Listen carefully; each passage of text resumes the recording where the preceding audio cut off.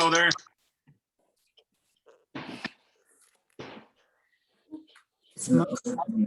Yeah. Of course. Nice. What did they want on the menu? Stacked onions. A lot of people went on there.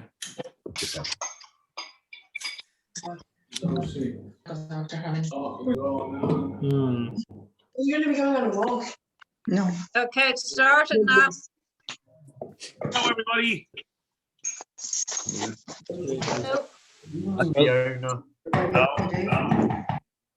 You need them now. Where would you go? Where would you go? Up in the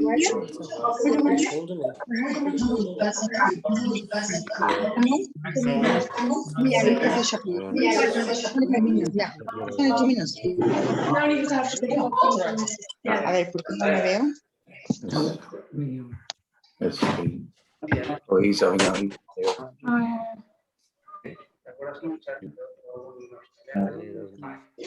Porque la gente que esté acostumbrada principalmente a Hi. demás. Oh, sure. Everybody. Hello, girls. I will. Hi, David. Hi, Sue. How are you? Yeah.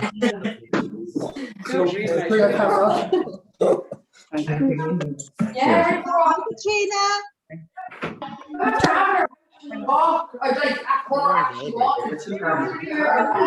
Hi, Audrey. Hi, Audrey. Hi, Audrey. I don't expect you to like. I do. I know. Audrey. Yeah. Eso porque has visto aquí algo para que no te quedes abajo. One of those walls. Here, come here. Hello, are we on silent? No, we're not mute. Why are we muted? No. Hey, Will. Hey, Mike. I know. Hi, Audrey. Guys, how are we? No. Hi, Lisa. Audrey, that must be your sister. Yeah.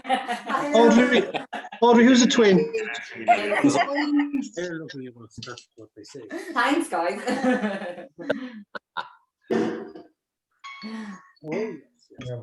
Some people are having their dinner.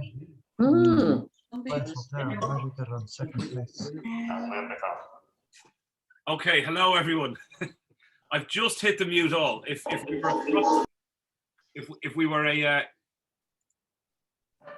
we were doing this by the book, we would have everyone muted from the very start. But that is most definitely always the best parts, are the enjoyable starts where we get to listen to everyone saying hi, Audrey. Actually, as it turns out, everyone's talking to you, Audrey, tonight. Very popular, you and your sister. But it's it's lovely to be here. You're all really, really welcome. It's also an eerie silence once we mute everybody, but you're all really welcome to what is going to be an absolutely great 90 minutes or thereabouts. We're really excited about this tasting. It's the third in our winemaker series, and we're blessed to be joined tonight by Antonio Orte from Bodegas Valdemar, winemaker there, and also Roberto Alonso, who's the commercial director there as well. So he's going to give us some history of the winery and some extra details and things as well. So the two guys are dialing in from Spain. They're an hour ahead, and they've given up their Friday night for us. So we're really grateful to you guys. But we're also really grateful to Valdemar for all the work they've done, the recipes you all have. I know loads of you are cooking lots of the food.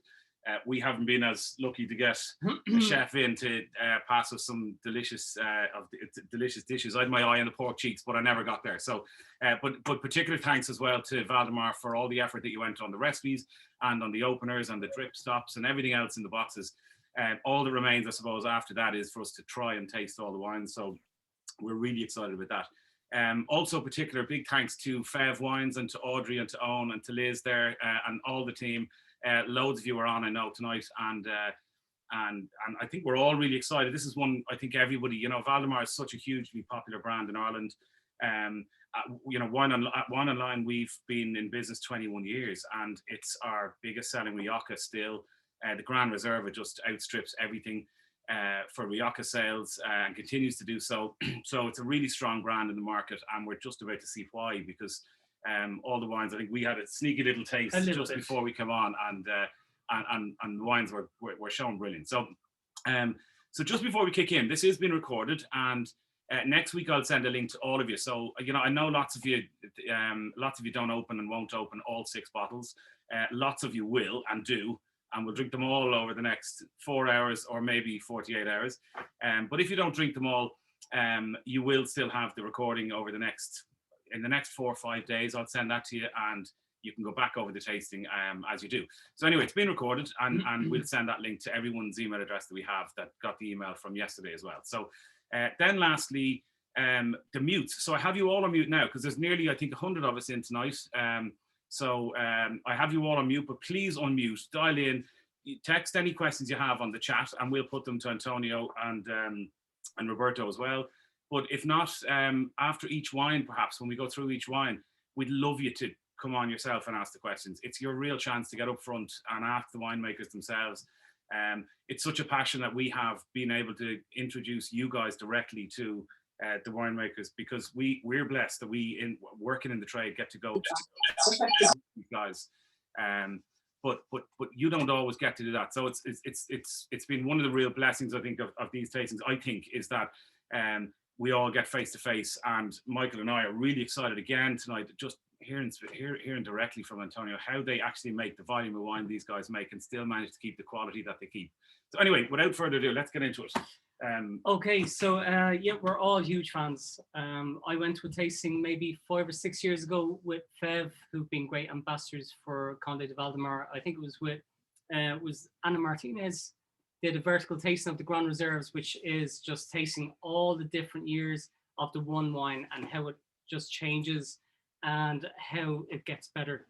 And we've been just so looking forward to this again, and looking forward to showing everybody how good the wines can be. So without further ado, I would like to introduce Antonio and Roberto over in Rioja, and take it away, guys.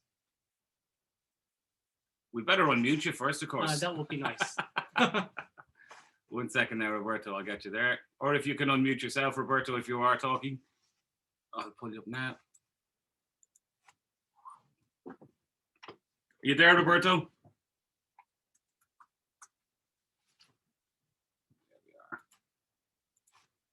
There we are. Now, Roberto, I've asked you to unmute. Come in, Roberto.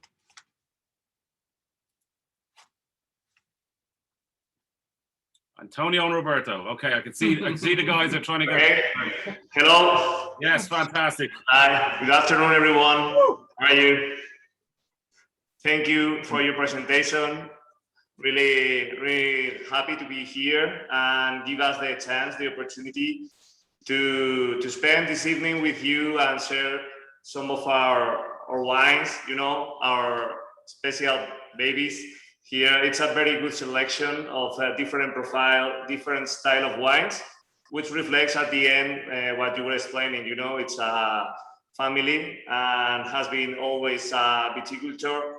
So we have different vineyards, different styles, and that's what I will try to explain everyone in these wines this afternoon. Yeah. Okay, so yes, hello, I am Roberto. Is the sound okay? Perfect. Yeah? Perfect. Okay. Antonio is our winemaker. He makes magic with the grapes, and I am the humble salesman selling the wine all over the world. It's a pleasure for me to be here again. It's a pleasure to be here and to meet again our Irish friends and talk a little bit about the wines. If this is okay, I'm going to make an introduction about the winery Spain and Rioja, and later on Antonio will talk about the wines. Okay, I will try not to make it too long, not too boring. I will make an introduction, and later on, if somebody has got questions, please feel free to make them. Okay, so Bodegas Valdemar, first of all, is a 132-year-old company which was founded in 1889. Okay, was founded in 1889. It has been family owned since then, and nowadays is managed by the 4th and 5th generation. Okay, the company has it's built on 4 pillars, being family owned. I will later on go into all the details. Owning your own vineyards, being pioneers and innovating with quality, and also being Rioja. and obviously not forgetting that our homeland is Rioja, and I will explain later on what that means. So now we have a picture of the family, Valdemar family. The gentleman in the center is Jesus. He's the 4th generation. He's the generation that launched the Conde de Valdemar brand in the mid-80s. Okay, in the past, the wines were sold under different names. The wine business was not like today. Rioja changed a lot in the 90s, and that's when we started building brands and exporting the wines. So he's the man who really made the change from being grower to exporting quality bottled wines. And next to him, we have Junior Jesus, 5th generation, and Ana. Ana is, as Will mentioned, is the member of the family that was at the tasting some years ago, so in the Grand Reserve. Okay, so family-owned company. If we go to the next slide, you will see a picture of the 5 generations.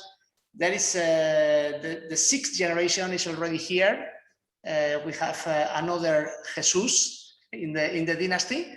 He has been born in the USA. I tell you more about this later on. So this is, the first pillar, being family-owned company. The next very important pillar is obviously being loyal to our origin, to our homeland, which is Rioja. That's in the next slide. If you want to move to next. So where is Rioja? Rioja is well known. It's for the wine. It's a very nice place, but it's one of the smallest Spanish regions. It's up in the north. You see the red area, and we are not far away from Bilbao, which is the most important city next to us, and also we are very close to Pamplona. Probably you have seen a lot of crazy Spaniards, Australians, and Americans running with bulls. Okay, at San Fermin, that's just 45 minutes away from us. So if you see the map of Spanish wine regions, in Spain there is a lot of, we produce a lot of wine. It's the country in the world with more land planted with vineyards. It's more than 1 million hectares of vineyards all over Spain. There is more than, I don't know, in Australia, in Italy, or in France. There are more than 75 different appellations, wine regions. And Rioja, I think I could say, is the most or the best known one due to being the oldest appellation in Spain, established as an appellation, and also due to the characteristics of the wines that we will explain later. Okay, so it's but in total, I mean, the share of Rioja for Spanish wines is small. Rioja is only 6%, 7% of the Spanish wine production. But why is it so well known? And that's because of what we are going to explain later on. So Rioja is a valley, which is approximately 150 kilometers wide from west to east. And when you go from the west to the east, the altitude changes, and also the terroir changes. So we have 3 sub-regions. One is called Rioja Alavesa, which is a part of the Basque Country, which belongs to the Rioja appellation, which is more Atlantic. This is where we are. There is also another region called Rioja Alta. It's more continental, colder in the winter. We have some vineyards there too. And then there is, on the eastern part of Rioja, there is another region called Rioja Baja or Rioja Oriental, which is more Mediterranean. Okay, so even if Rioja is a small region, there are wines with different styles and different personalities. Okay, so Bodegas, I was earlier on mentioning, is Bodegas Valdemar is a family-owned company. The homeland is Rioja, and this is a company and a family that has always tried to work with their own vineyards, because this is what really makes you independent. Okay, in Rioja, like everywhere, we have wineries which own vineyards, wineries which don't own vineyards, wineries which buy grapes, wineries which buy bulk wine. But really, you are independent when you grow with your own grapes, because that's when you harvest at the right time, and you have more perspective. And the family owns right now approximately 300 hectares of vineyards, which is quite a decent size for Rioja standards. We are a medium-sized company. We are not huge, we are not small. We are medium-sized, but we are relatively big in owning vineyards. And most of those vineyards are in Rioja Alavesa. You see all the numbers, some of them in Rioja Alta, and some of them in Rioja Oriental. The blue line that goes through the slide is the Ebro River, okay? Which has created valley, which Rioja is nowadays, okay? So family-owned 300 hectares of vineyards, homeland is Rioja. And well, what do we grow in Rioja? What are we going to taste today? Obviously, the most popular grape in Spain, in Rioja, is Tempranillo. Well, in Spanish, we say Tempranillo. In English, it would be more like Tempranillo. Exactly, something like that. It's complicated for us. Yeah, which is grown mainly on the western half of Rioja, in Rioja Alavesa and Rioja Alta. We also grow Grenache, which grows better on the eastern Mediterranean side, and other less known grapes. We talk later on about them if you want, such as Graciano, Masuelo, or Maturana. Okay, and in whites, well, I would like to explain that in Rioja is a DOC in Spain. That means we have very strict regulations. And one of the strictest regulations is we can only grow and work with indigenous grapes. Here in Rioja, we are not allowed to grow Cabernet Sauvignon, Merlot, or Pinot Noir. Everything has to be autochthonous, indigenous. And those are the grapes.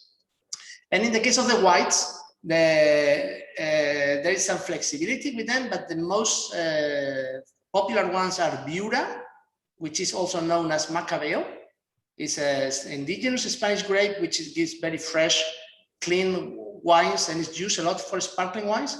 And we also have something very rare, which is Tempranillo Blanco, which is a mutation of red Tempranillo into white, which happened naturally in 1998. We can tell you more about this later on if you want. But these different grapes need different conditions, different soils, and that's why the family has the vineyards all over the region, okay? Because not everything grows well everywhere. Each grape needs, for example, Garnacha needs more heat and survives better in dry conditions than Tempranillo. That's an example, okay? So we need vineyards, a lot of vineyards, and all over the region to be able to make more elegant and more complex and finer wines, okay? Here we have some pictures of different grapes. They have been cut, so you can see the difference in the bunches, but also in the color of the juice they have. And according to the color of the juice and the characteristics, they give you a style of wine or another. In Rioja, the tradition, we are going to talk about this later on, is blending grapes. In Rioja, it's not that usual making single varietal wines. The best-selling, the most popular styles of red are blends of Tempranillo with something else. Okay, that's why we also grow so many different grapes. Okay, so this is now the whites, Viura, the most popular wine, Tempranillo, and what we are going to taste later on is 100% Viura. Okay, and just to finish the introduction, I mentioned, well, family-owned, own vineyards, homeland Rioja, and the fourth pillar is quality, always quality, but with innovation. This is a company that has always tried to innovate and been open to new styles and new ideas. We were in the mid-80s, the first company in Europe with temperature control stainless steel tanks. We were the first company in Spain launching a barrel fermented white.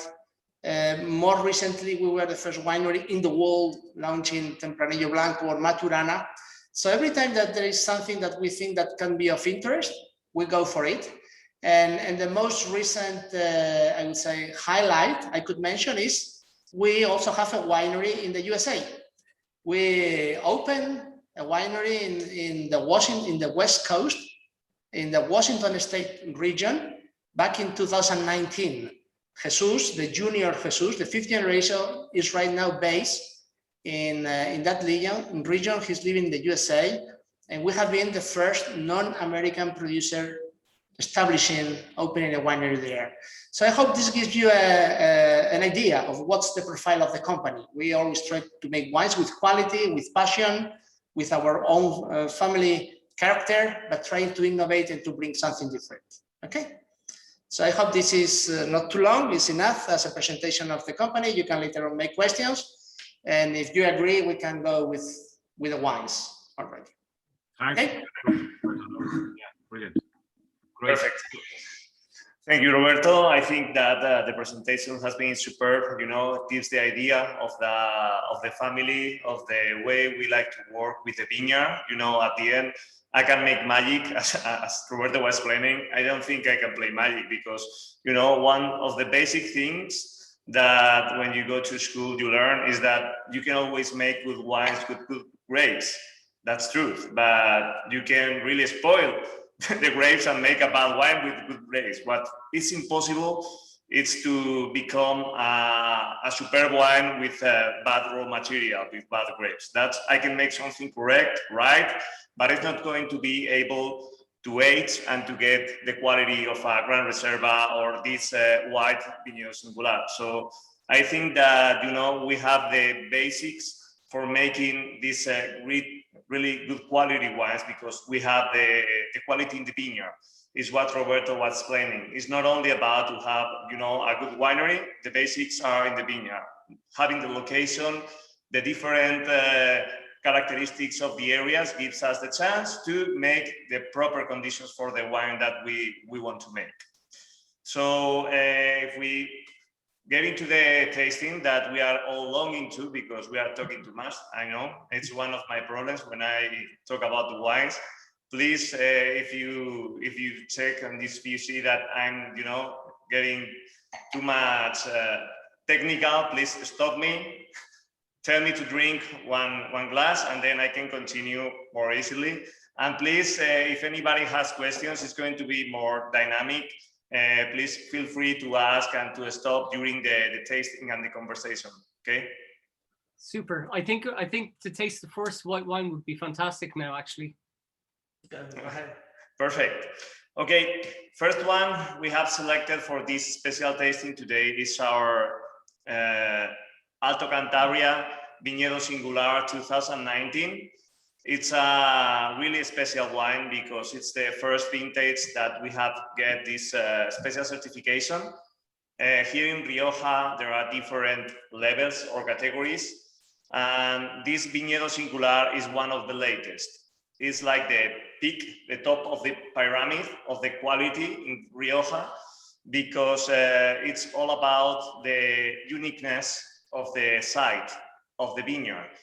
In this case, if we want to get this certification of Vignero Singular, we have to apply to the DO, and it's not only an application, you know, a registration form, and that's all. We have we made in the time a really very thorough inform, talking about the soil characteristics, talking about the plant, talking about the climate, talking about everything that involves this wine, and to defend and to let the DO know that it's totally different from the rest of the vineyard that surrounds them.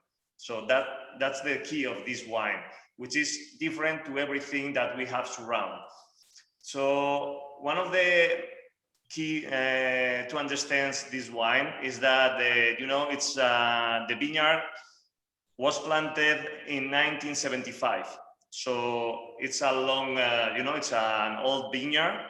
We're talking about 46 years, and you have to think about those times here in Rioja. I mean, Rioja is mostly known for red wines, as Roberto was explaining, Tempranillo, Grenache, and it's been most of the production has been focused on these red wines. So why the family, decided at that time, 1975, to go for almost 8 hectare vineyard of only white, only Dura.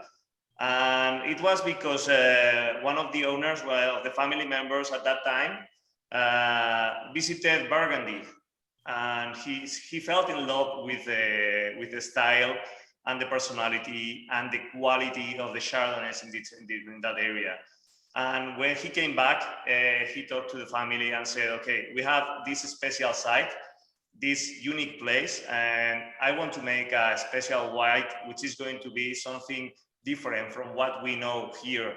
Because until that time in Rioja, white was like something really regular, common, not very special, but the idea was to make something really, really different.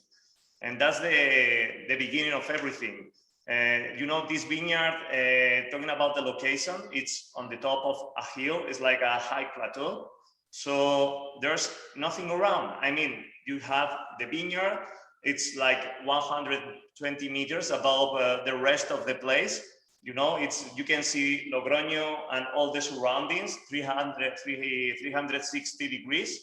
So it's a really impressive place. You have the feeling you can see all the Rioja region. And one of the best things of this place is that it's really aerated. I mean, you have the influence of the wind, you have the influence of the sun through all the season, through all the day. So you get a really, really expressive and great maturity during the whole cycle. For making this wine, one of the things we have to tell, there's a trend right now in the market focusing a lot on the vineyard, a specific site, a specific vineyard, this differentiation. Well, this wine has been made this way, the same vineyard since 1989. So it's been a long ride, having very clearly in our mind that we wanted to make this wine this way. And we haven't changed it. The way we of course, we have to adapt the maturity, the way we work in the vineyard to adapt to the conditions of the year. But basically, it's something that has been created a long time ago. And we want to respect that, because it's a wine that ages so well that it's unique. So coming to the tasting, I would like to explain that we come from, it's 2019, and the previous year it was 2018, and we couldn't make a single bottle of this wine. It was the only year in the history, 2018, that wasn't possible to make it because we have a hailstorm in 2018 that devastated the whole vineyard. It was really horrible for us. It was in July 25th. And so we decided we had some grapes, but we decided it was better, not to make the wine that year, to take care of the vines and wait for the next year. That was 2019. Antonio, if we talk about, yeah. Could I interrupt you just there and ask you how you're faring this year? Because today I spoke to some winemakers in France, and they said Bordeaux will lose 20 to 30% this year, and Chablis already is now 70% gone, and maybe they save 30%. So how's 2021 looking for you? Well, we have heard as well. It's terrible to hear that. We know what you feel when you have these incidents in the vineyard. You feel in your heart. Luckily, we've always we haven't had that intensity with frost here. It's been really, really low damage here in Rioja. I mean, it's not been like in France, not at all. We've been really, really lucky this time, but we have to cross fingers now, because it's just the first part of the game. Right now, we can wait for storms or hail or whatever. So it's a long wait until we pick these grapes. So we're happy. We have, we have passed this frost event, but right now we have to wait and look to the sky and cross fingers. That's all that we do. We cannot do it anymore.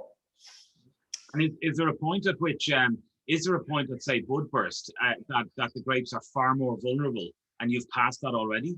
Or are you vulnerable for the whole growing season, from frost and from hail and from bad weather, is there any point of where you kind of think you're safe and the grapes will be okay and you know you'll make a good vintage? I think I can explain on his behalf. There is no, you are never fully safe because there is a point that's normally mid-May when the risk of frost is gone, that you get the risk of hail, storms. So until the grapes are on the roof, you are never safe. There's always something that can be wrong. Here in this area, we often have even more damage because of hail than because of frost. More usual. That's more in the summer. Yeah, it depends. Well, and if we go deep into that, we can talk about that. In the last 15 years, we have observed that due to, I don't know if it's the climate change or whatever, that maybe May was a really usually here in Rioja rainy month. Maybe you have like 80 millimeters of rain, but you have 15 days of rain, right? Maybe now you have the same amount of rain, but only in 4 days. So it's really intense storms, and maybe you have more risk of this hail. But let's forget about that. I don't want to think right now about hail and these issues. So coming back to the wine, I was explaining you the characteristics of the vineyard, why we didn't make any bottle in 2018, and we put all the efforts on 2019. It was a really low yield vintage because of the history of the previous season. So we prefer not to, to make the plant suffer and just go smooth and with low yield. And it was a really nice year in terms of maturity. In fact, it's the DO qualified this vintage as excellent 2019. We were really happy with the evolution. Everything was perfect. We could decide the perfect time for picking these grapes. We decide in this blog, we taste, we make different analyses, and we select specific sites inside of this vineyard to make this wine. We do not use every grape of this vineyard to make this bottle. We select different in function of the maturity. When we bring the grapes into the winery, we handpick everything, of course, in boxes. We do selection inside of the winery. It's a barrel fermented wine. When we get the mast, we rack into the barrels. We use new French oak. Since 1989, it was the style that we defined at that day. And we are following the same style because we feel is the best way to express the idea of the wine that we have in our mind. And once the fermentation has finished inside of the barrels, we keep inside of the barrels for another 6 months. It's not a fixed schedule every year. I mean, what we do is taste and feel how is the wine evolving, because we do not want to feel only barrel, only wood, only oak. We want to have this balance between the freshness, the fruit, and the complexity of the barrel. So in this year, it was 6 months when we decided to take the wine out of the barrels. During this time, we make a batonnage. Batonnage is stirring the yeast, which is the yeast that we have inside of the barrel. And we do it once a week, in this case, for this wine. This is going to give us more roundness, greasy, smooth character in the mouth, above all. So if we go to the tasting, you can see what one of the very surprising things of this wine is the visual aspect. I mean, it's really light, it's really brilliant. It's not going to the golden character of some old barrel fermented whites. We have tried to preserve this acidity, this freshness, and it's you can see the hue in this wine is really green. It's really fresh, young. That's what we are looking for. Yourself and Will, you were just saying we tasted earlier on and how similar it was to Burgundy. It was funny that you mentioned to start with. I had that lovely integration of oak, and I couldn't tell the grape variety unless I knew what it was beforehand. Yeah. Well, and when you place the glass in the nose, it's amazing the intensity of this wine and the expressivity. It's not, of course, you get this feeling of the barrel, this hazelnut, this light sweet spices, but you can feel the freshness. You can feel the stone fruit. Comes to me like this, not very ripe peaches. Also some white flowers. It's really, really, really complex. I'd love to know, Antonio, if you gave us a lovely turbot recipe for a fish recipe to go with this. So if anyone did cook that fish recipe tonight, make it known and let us know and make us jealous, because we'd love to know. It looks gorgeous. I have my eye on the poor cheeks, but the turbot looks gorgeous too. Okay, perfect. And may I add a little bit more just about this new classification, Viñedo Singular in Rioja? I explained earlier on, we have 3 regions, Rioja Alta, Rioja Alavesa, and Rioja Oriental. We also later on talk about the aging of the wines, which makes them crianzas, reservas, or grand reservas. And these are classifications based on the origin or the aging of the wines. But Viñedo Singular, what we have now, is the only one which is based on the quality of the wine. And to be granted this award, this recognition, the one must go through a tasting panel every year and get at least 93 points. And right now, in Rioja, there are only 6 Viñedo Singular whites, and this is one of them. It's something that only 0.6 of the wines in Rioja have been able to achieve. It's one of the most, for us, surprising and iconic wines of the range. Okay, but this is the only one recognition that is based on the quality, on the tasting of the wine by an independent panel. The rest is geographical, and it does not mean normally wines from some village are better than from others, but not always. Okay, it's only a geographical indication, but this one is based on quality. And the total production last year was roughly 11,000 bottles. The quality is really undeniable. It's so complex. And we were just looking at the price, and the price doesn't reflect how good it is, to be honest. If it was from that place we spoke about before that we won't mention too many times, it would be twice the price. Yeah, actually this wine has been rated year after year by some very famous journalists like Tim Atkin as one of the best white wines from Spain. Always, year after year. So we are especially proud, and we like using it to surprise everybody when they're expecting red. We go with white. But that's the lovely surprise about this. You know, it was very obvious when we set out for a Rioja tasting with you that we'd have 1 white and 5 reds. But it's so lovely to have a surprise like this, because we all expect the reds. We expect that they're going to be amazing. We know what the profile might be like. But it's really wonderful when you get a surprise like that with the whites. The other thing I should just mention to everyone else and to all of you on here is this is obviously it's 11,000 produced at the winery. There's about 150 in Ireland, and you're all drinking about 100 of those. So we have I put up a link there a few moments ago, just so you can all see a page where you can see the prices as we go through the evening. So I always need to know the retail price myself whenever I taste the wine. And what the exact breakdown is. So you can read the details and the retail prices, but there's also a discount code on that for the weekend. On either on the homepage on Wine Online or on that page directly, there's a BODVAL15 code. So that gets this wine down to €22.10. And like you said a moment ago, on if we were to compare it to Burgundy, let's say one last time, that place.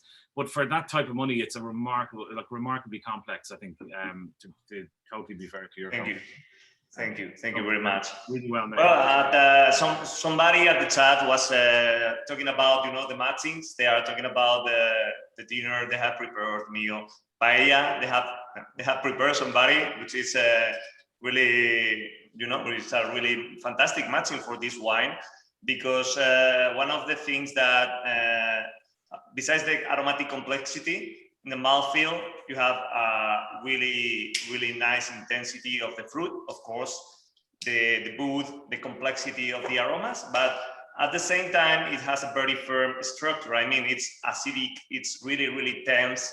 So it's going to help you with all these dishes. I mean, selfies, fish, or papaya, all these, even with here we like to go or to match with some white meats, for example, the turkey or in the oven, but not very strong, but it's really a good option for matching in this case. Yeah. Okay. Good. Lovely. So we move to the reds. Yes, fantastic. Between the white and the red, there is also rosé, so the range is quite big, but we go to reds. Okay. Perfect. So moving into the reds, as Roberto was explaining, our next wine is the Conde Valdemar Tempranillo 2020, which is a reflection of the typical young wines from Rioja Alavesa. You know, everybody here around in the area for a long time, for centuries, you know, everybody has been related to the vine, to the viticulture world. I mean, every family has a small plot or it's more land, and it's very common here that the families made their own wine. With the vines they have, they produce their own wine, and it's a reflection of the way they like. You know, right now it's very typical here in Rioja. Right now at this time, it's more complicated because of the COVID situation and so, but you know, everybody, you know, day after day, from Monday to Sunday, you know, the people likes to go out to the street and the bars and the restaurants, and after going to work, just have a couple of glasses of wine. And this is the style of wine that mostly people take, you know, a young, fresh, really intense fruit driven wine. That's our idea with this wine. In this case, it's a selection of vineyards where we do not look for a really strong character, really structured wine. It's more towards really fruity. And the characteristic of the Tempranillo in this area, it always shows some characters of aromatic herbs, you know, like laurel, thyme, or these special fresh aromatic herbs of the Mediterranean area. And it's not a complicated wine in that sense. It's just to, you know, to relax, chill, and enjoy. So this is this an unoaked Tempranillo? Only Tempranillo, yeah. And Yeah. unoaked barrels? No, without oak. It's just a fermentation in stainless steel, and then we do a slight, you know, aging on this, but it's basically without oak. In fact, we want to be that way. We don't want to add a lot of character of the boot, neither structure. We want to make it fresh, fruity, clean, and easy to drink. I often describe this wine as our Rioja Nouveau. Yeah, exactly. This is the idea. This is like a Beaujolais, that kind of fruity, fresh, a little bit wild wine, refreshing. It's also wine that can be enjoyed by everybody with different types of food and palates. And it's a wine also that we drink often in Spain a little bit cold.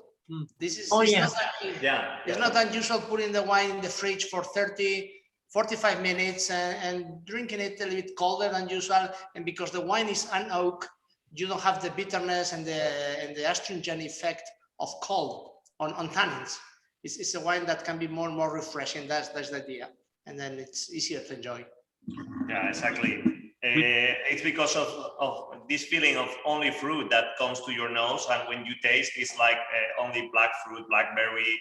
This feeling of the berries really fresh and the aromatic herbs coming, and you don't. Yeah, exactly. This is why we have the blackberries behind us. This is typical from Tempranillo in the region. Exactly. Guys, we have an interesting couple of comments from people saying about how they've recognized that your bottle has a cork and ours has a screw cap. And I suppose an important point to make here is that each market and each country, and I suppose Noel, I think, is on here from FEV, so Noel, you might be able to correct me here, or but my guess would be just to let everyone know that that each country can have the options. The distributor would have the option. So if this is a restaurant wine or one that's served in a lot of restaurants, they might have a preference for screw caps because they're quick to serve, and so I assume, would you bottle all of these wines in screw cap and cork, but not necessarily screw cap on the better and the higher end wines as well? Yes, I mean, right now there's the wine we are tasting and the equivalent in white and rosé. We have them available both with cork and screw cap. We are flexible, but for the older, more premium wines, well, the winemakers can explain it better. They feel the wine needs some oxidation, some evolution, and so far we find it happens better with natural cork. I mean, natural cork is more expensive than screw cap, so it's not a question of saving money. We think that for the evolution of the wine in the bottle, the natural cork is still better. But more and more wines go with a screw cap nowadays. It's so practical and so easy. Yeah, it's as you were explaining, it has to do with with the cultural aspect of every country. Some places like in Australia or New Zealand, even with really old wines or aged wines, they use the screw cap. But the reality for me, talking from the technical aspect, is that I really like the screw cap. Talking about young wines for white, rosé, or this style of wines. It's really suitable, and for example, this week we were tasting a selection of wines, of young wines from the 2015 vintage. We used to keep some bottles with cork or with a screw cap, and after some years we do the tasting to see the evolution, and it was really pristine and clear that the screw cap wine with these young wines keeps the freshness, keeps the fruit, keeps the acidity. And in the cork, of course, these wines are not intended to go for an aging in the bottle.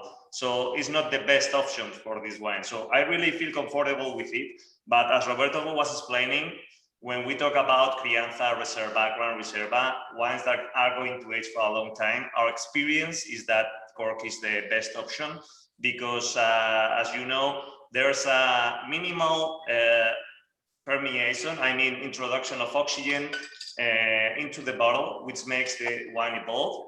And with the characteristics of our grapes, it's not, maybe in other places in the world, it's not this way because of the grape or the style of the wine. But for the Rioja, Tempranillo, for long aging wines, we feel that it's one of the key factors for getting this character of evolution, of elegance, and going with this natural cork.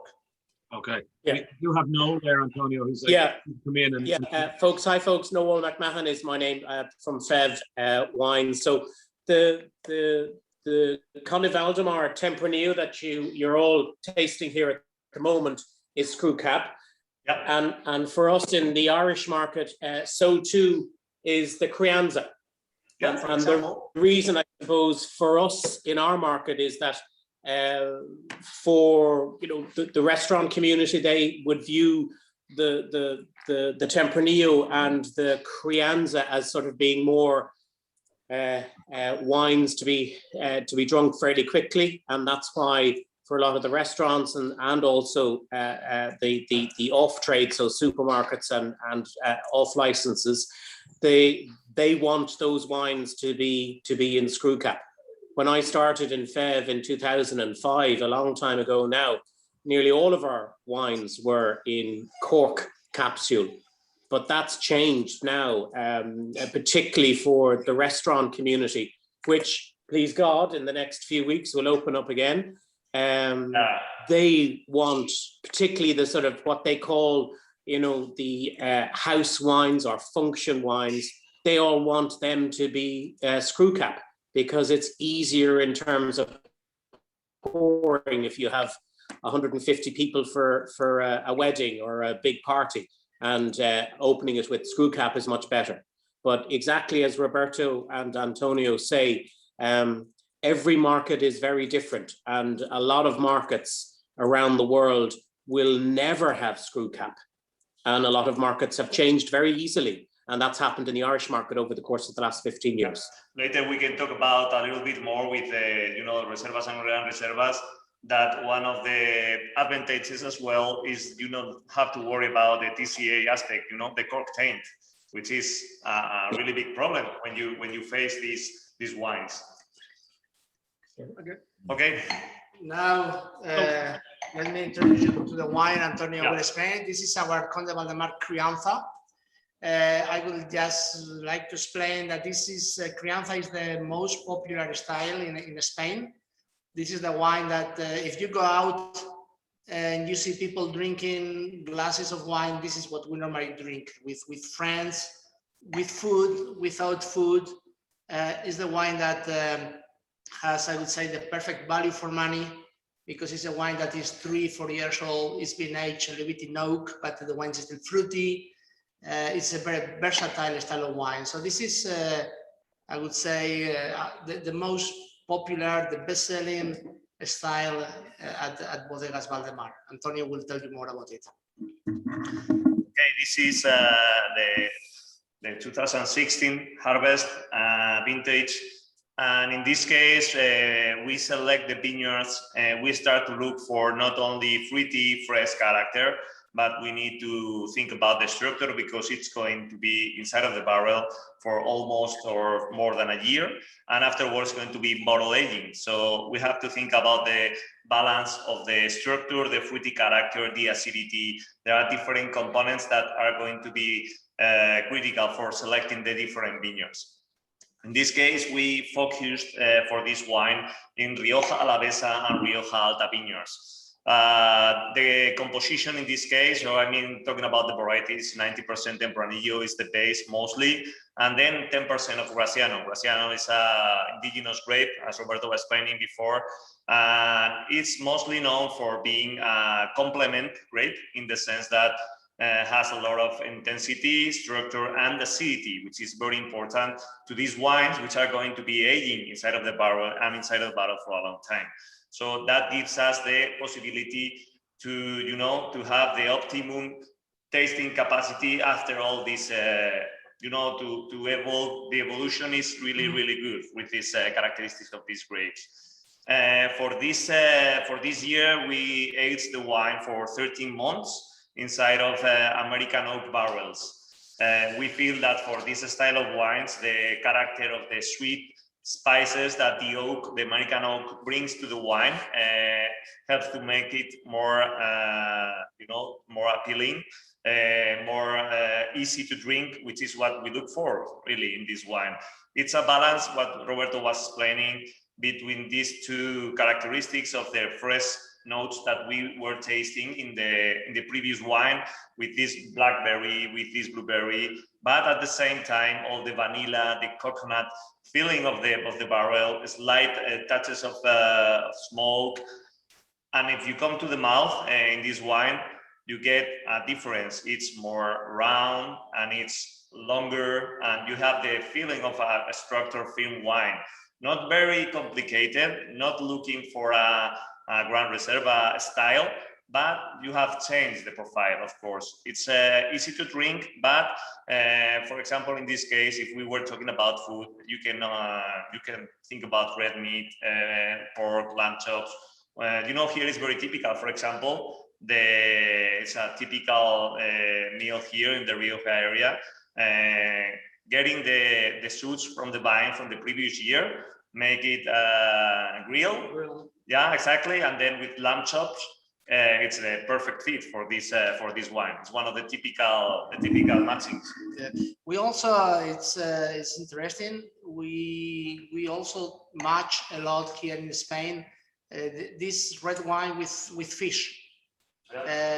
In Spain, northern Spain, the Basque Country, and when you go to the northwest corner, it's the biggest market for Rioja wines traditionally, because they don't produce wine themselves. But those are regions where we eat a lot of hake, turbo, monkfish, like strong fish, and codfish was the most popular fish in the past. Yeah. And some people think that the style of Rioja wines in the past was like made a bit lighter, more approachable, to match cuisine where they have there was a lot of fish. So in Spain, it's not unusual. You will see people having also their hake or codfish or turbos with their wine like the Crianza. And also I would like to explain that I mentioned earlier on that in Rioja, the wines have traditionally been classified according to the aging, okay? And what we tasted first, the first wine, the Tempranillo, is what we call Joven. It's an oak wine. And the one we are tasting now is a Crianza. Crianza means that the wine has been aged for at least 12 months in oak barrels, okay? And later on, we will explain the difference with Reserva and Gran Reserva. So Crianza means a minimum stay of 12 months in 225 liter barriques, barrels. Guys, could I just ask you, Antonio, about the use of American oak? So all American oak here, and why American oak and no French oak here, or what's the thinking on this particular wine when you do use both?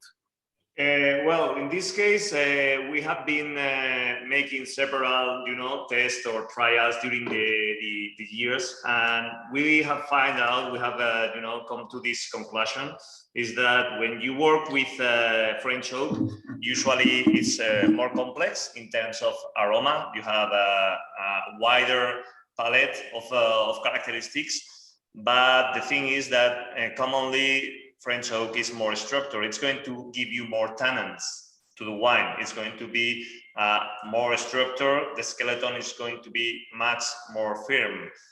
And we feel that the selection of the vineyards that we use for this wine are really intense in the structure. So if we use French oak, we feel we have experienced that the tannins are really high. It's not going to be as polished. In the case of the American oak, the intensity of these tannins is lower, and the palette maybe is not that diverse, but it's really intense. It brings a lot of sweet spices that matches really, really nice with this style of wine. That's why we usually have been using also only American oak in this wine. Okay, thanks. And does that mean by its nature then that the American oak is a more modern style? It's more typical of a modern style Rioja, more approachable? No. In fact, it's been the traditional way of making the old aged reservas and Gran Reservas in Rioja. It's always been like American oak for the traditional or most known wines here in Rioja. I don't know why. I mean, it was at first the idea to bring this because it's not only about the aromatics, but the American oak brings a little more of roundness, or I would say, ¿cómo se dice velocidad? Or creaminess. Yeah. Like it's more creamy, not that structured. It's not going to build your wine like more long. It's going to be like more wide inside of your mouth. It's going to give you more greasy character. And in this wine, we look for it. We are not looking for a really firm, structured wine. We are looking for something gentle, greasy. It's like the idea of this wine. Also, you have to each wine the oak it can take. Not all the wines are the same. So, to put it this way, the French oak is more aggressive with the wine. It's going to change more the wine. So you need bigger wines to be able to manage the French oak properly. Otherwise, the result is there's going to be no integration between the wine and the oak. And this is the job of the winemaker, knowing what he has to give to each wine, because not all the wines are the same. And normally, the more we move upwards, the more we start playing with French oak, because we are dealing now with wines with more structure and more potential. It's the same. It's also a question of. Is it the same way that we match wine with structure, food with structure, meat with red wine? It's the same sort of thing. It's a pairing thing. Wine with oak, it has to be able to stand up to it. It has to be able to match with the oak. Yeah, and at the same time, I would say in this wine, it's a matter of style.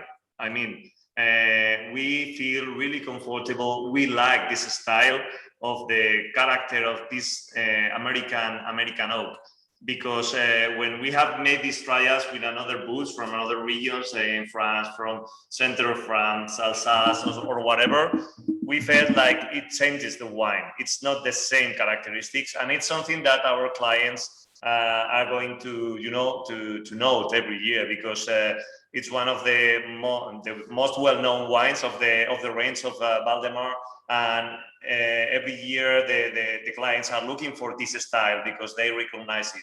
So it's difficult to change in this case. Yeah, it's we have some other wines which are single vineyard wines, which are only made maybe every 3 or 4 years. And with those wines, Antonio is changing the oak he's using because he's adapting himself to those wines. But Crianza is the best-selling wine. So our consumers and our brand is known for a certain style. So you also need consistency, and you cannot be changing the style every year because our consumers expect something already. So with Crianza, you cannot make like funny experiments or change things dramatically. You can do it with other wines to reflect the vintage, but not the Crianza. Crianza is the everyday Rioja. So. Can I ask you, Roberto, to give everybody some perspective on how? So we know that on the white wine that we had tonight that you make 11,000 bottles only, and to most people that's a lot of wine, but to a big winery or a medium-sized company like yours, it's not. And so if the Crianza is your bread and butter, it's the one that you produce most. What volume of Crianza do you produce versus the 11,000 bottles of this?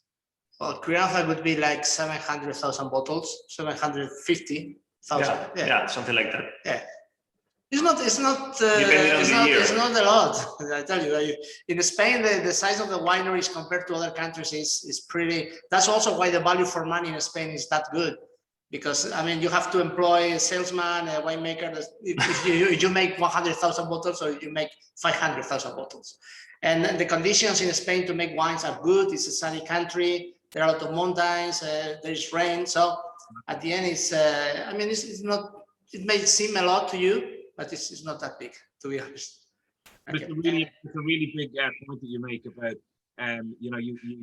we often talk on tastings about how, with the likes of France, we talked earlier about how much they've lost this year, and the consumer pays for the years when they lose all that wine because the prices just go up. So when you go further south and you've got consistent climate and less to deal with, I suppose, and you can make your 750,000 bottles most years if you do things a certain way and do things right, then there's certainly value in that for the consumer, I think, at the other end, and the price is reflected maybe as well.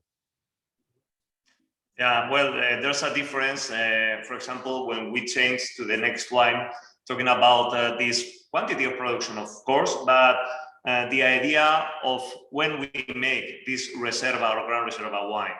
I mean, in the case of the Crianza, we know for sure that almost every year we have the quality to make this standard, this wine, but not in the case of the Reserva, the Gran Reserva. In fact, there has been some years that we haven't made any bottle because we felt like the climatology, the quality of the fruit was not apt for going into the barrel for 3 years, and then after 5 years in the bottle, and then going to your glass and having a good quality, the standard that we need for our wines. So that's one of the basic difference between the Crianza and these wines that we are going to move right now. Just before, as you move, I suppose as everyone's pouring the Reserva, is there anyone at this point that would like to jump in and just ask any questions? Is there anyone? I know there's a couple of questions on the chat, but if anyone does want to ask any questions or dive in and unmute themselves, there's no silly questions. We ask them all the time. We did that already. We always do. So no, please do feel free to dive in, and I just love to hear that. Yeah, that we're enjoying the first 3 wines. We're coming into, certainly, I think these next 3 now are the Reserva is a real favorite here, and it's a real it becomes a real pleasure, I think, to just put your nose in the glass of the Reserva, and you absolutely know instantly that we're lifting it and we're elevating this and moving on forward. So yeah, I mean, we'll come back if there's no questions at all now. I most certainly will pick a few of you out, because I know the likes of Kevin and Mary in Limerick, who always cook a load of the dishes. There's a few people celebrating birthdays and things as well, so we'll come to you all later on, I think. But yeah, let's do Reserva then. Okay, perfect. So we're going to. We don't. I want to ask a question. I want to ask a question, please. Perfect. I drank my first drink of a Rioja wine was in Baghdad in 1981. It was a 10-year-old Rioja. I don't know if it was a Valdemar, but it was fabulous when at a time when there was a war and when there was nothing anywhere, and when I was on my way home from school, not as a pupil but as a teacher, and when I found they had something available in a war-torn country where there was nothing, and I bought a box of this wine, and I had it for the 2 years that I was there because it was fabulous. Now, my question is very off the wall. Is it likely it was a Valdemar, a 10-year-old Valdemar in 1981 in Baghdad? Sorry about this question. I know it's off the wall. Que si es posible que el vino que probara en 1981 fuera un Valdemar de 10 años. It's a tough question. I don't think it would be a Valdemar, but of course it was Conde Valdemar. Of course it was. I'm not a salesman. I have to admit, you know. It's a very tough question on a Friday night, Mary. You're really putting it to the lads, all right. If they were falling asleep, or if there was any risk of anyone nodding off, that would be Mary. I can categorically confirm that it was a Conde Valdemar Gran Reserva. Great. I'm delighted to hear that. Perfect. I knew all the time it was something special. Absolutely. So I'm really glad to be able to name it. Did you come into the dishes this week, guys? It could be a wine from Bodegas Valdemar, but the brand Conde Valdemar was launched in the mid-80s. But before that, the family was selling the wines with the name of the. They have different brands, so it could be. Okay, so guys, if that's okay, we move Roberto, don't let romance get in the way of the truth. It was Conde Valdemar. Good. Okay. So it was Conde Valdemar. Okay. We are going. Now I can name it. Now I can name it. Better stop. The next wine we have in the glass is the Conde Valdemar Reserva. It's 2012. Antonio will explain the details of the wine. What I can say about this wine is that even if the previous one, Crianza, is the best-selling style, for me, Reserva is the flagship wine of the winery because it reflects all the typicity and the style that we can produce in Rioja. Now we are tasting something which is much older. It's 2012, has been aged much longer in oak barrels, and it's a completely different style to the previous ones. The two earlier wines are fruitier, and that's a style that you can find in other regions in the world. But when you start tasting wines which are, there are only few places like Rioja where you can taste wines which are 7, 10, 11 years old, and they are still fresh and keeping well, and they have aged in an elegant way. So this is the real, I would say, Rioja territory. We are going to taste more premium wines later on, but for me, Reserva is the flagship that reflects what we do in Valdemar, because our wines keep fresh for a long, long time, and also what we do in this region in difference with other regions in the world. And now I let Antonio explain the wine itself. Yeah, Roberto has made the presentation perfect. You know, I think that Rioja has a name in the world of wine because of the Reservas and Gran Reservas. I think it has earned his place in the top of the wines of the world, because we can say proudly that we have wines that age beautifully, not only in our place, of course, but talking about Reserva and wines that age, as Roberto was explaining, for 10, 12, 15, 20 years. It's, it's one of the things that this area has to, to give to the world of wine. I think it's one of the basics of the know-how of the winemakers and the viticultors here in the area. It's based on knowing the typicity. Roberto was explaining at the beginning the characteristics of the different areas in Rioja and the varieties located in these places. Well, it's very important to have the right grape in the right place, but at the same time, it's basic in Rioja to know how you can blend, how you can match the nerve and the tension of a Graciano that grows in Rioja Alavesa with a Grenache, for example, that comes from Rioja Oriental, which is going to give you a lot of red fruit, character of grease. So it's trying to get these different notes and make a blend which is going to be much better than with some separately these wines. I think it's the heritage that we give from Rioja to the world of wine, and it's all about the vineyard. You know, here in Rioja, it has always been said that the classification it's only about the aging, the crianza, reserva, the months, the years that you have to take in barrel or in the bottle. But it's not like that. To make this wine, you have to walk the vineyard. You have to know the vines, the grapes, in order to know how you can blend, how you can make this wine this way, and then you blend with another grape and get this synergetic effect of improving the blend, the sum of the wines.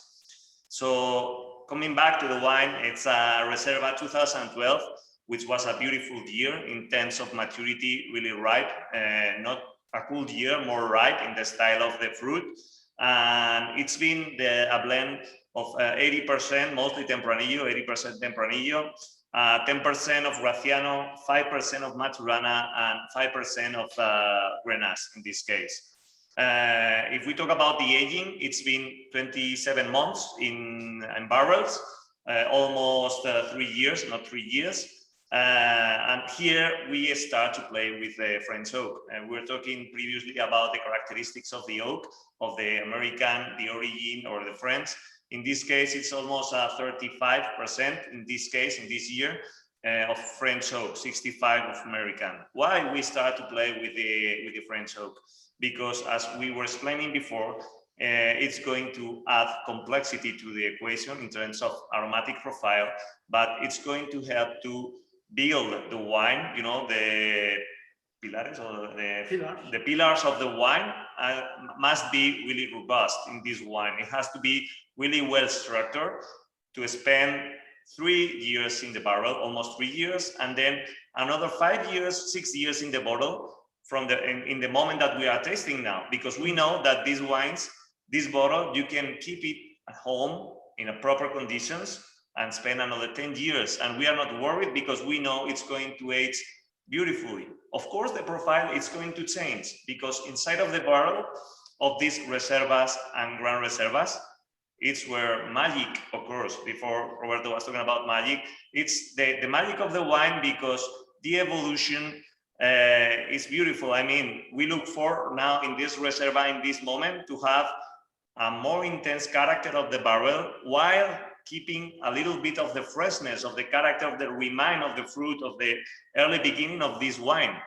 But if we let it rest for another 10 years, it's going to change and it's going to become something more complex, subtle, maybe not that fresh, but it's going to be beautiful at the same time. If we talk about the characteristics of the tasting itself, you can see even after almost 10 years, it's really intense in color. It's deep. The hue, you can see like a little bit of ruby hues or bright. And in terms of aroma, you see that we have totally changed the palette.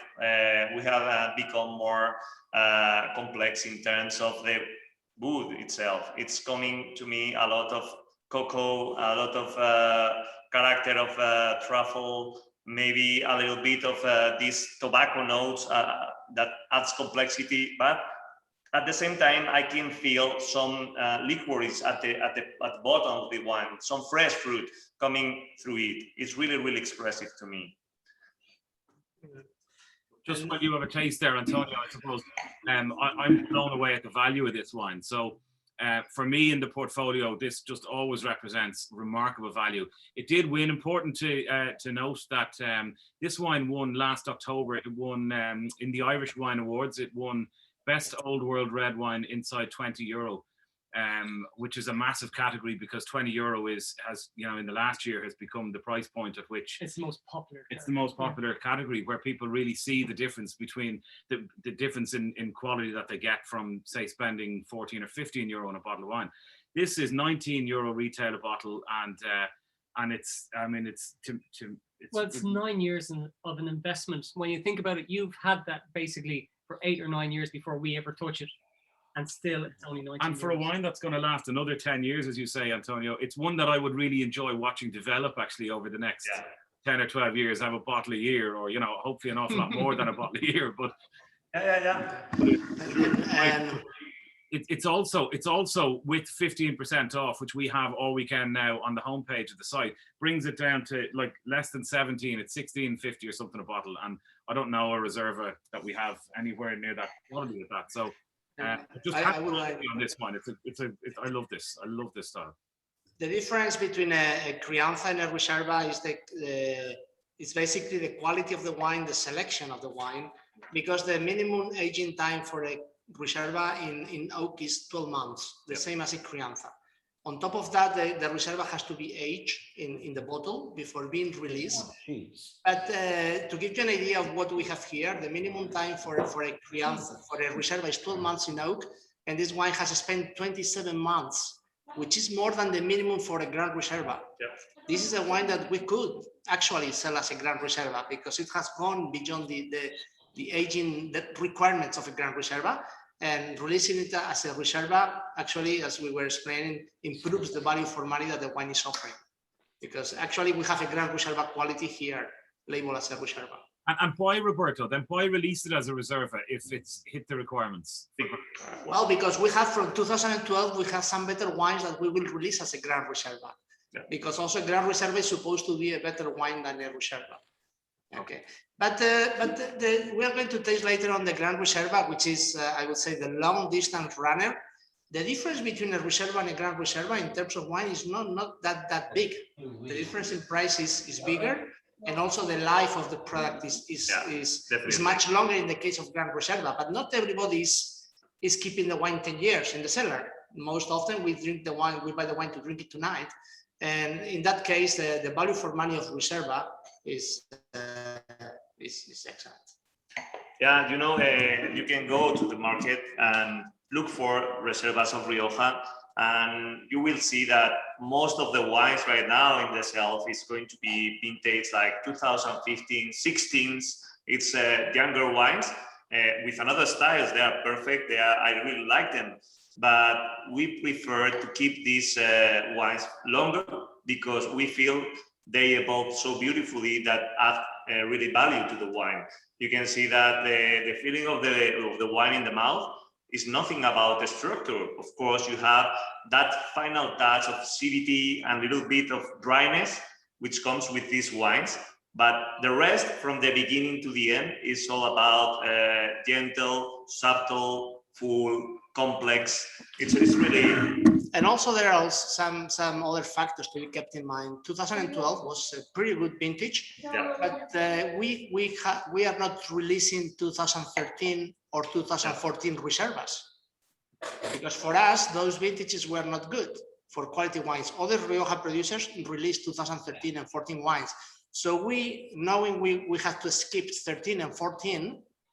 Some of the wines that we could have released as a Grand Reserva, we got them in the Reserva because we had to make the 2012 Reserva last longer. I don't know if I'm explaining myself.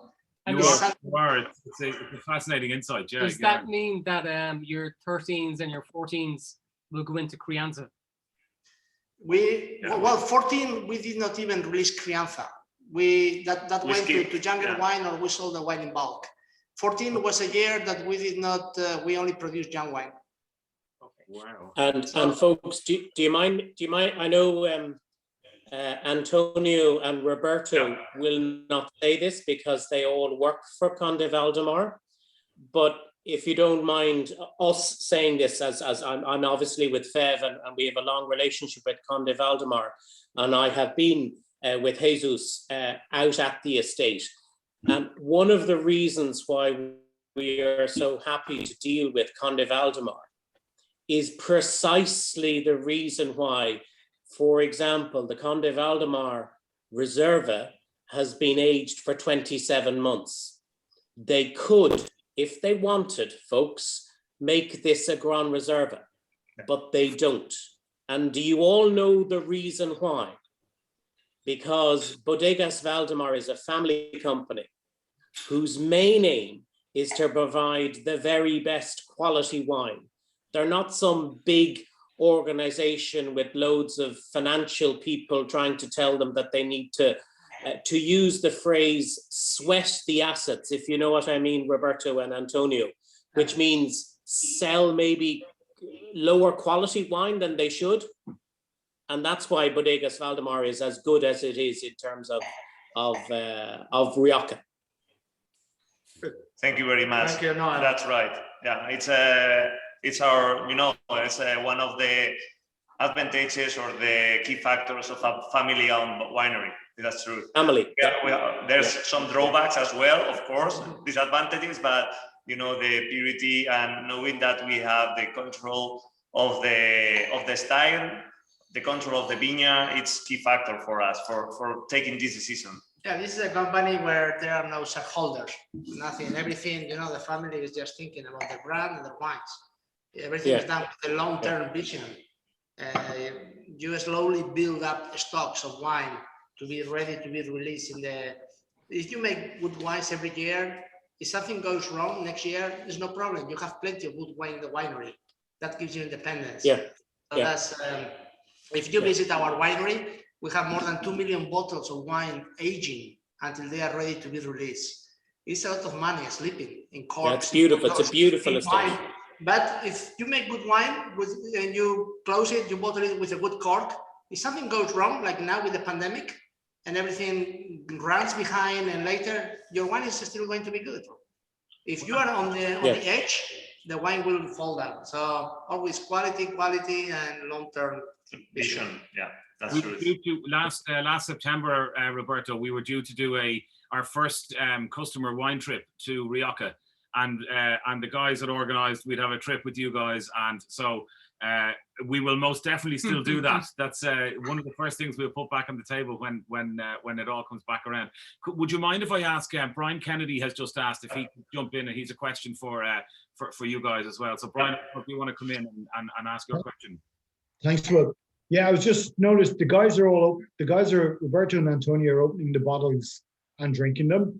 I'm just wondering, do they think that decanting or opening the bottle a couple of hours beforehand adds much in the way of flavor to it, giving it a chance to breathe? Thanks. Okay, I'm not a fan of decanting the wine, but I explain it. It's not the same. If I open this wine like you are doing at home, during preparing supper, the meal, and having time ahead, to enjoy the evolution of this wine.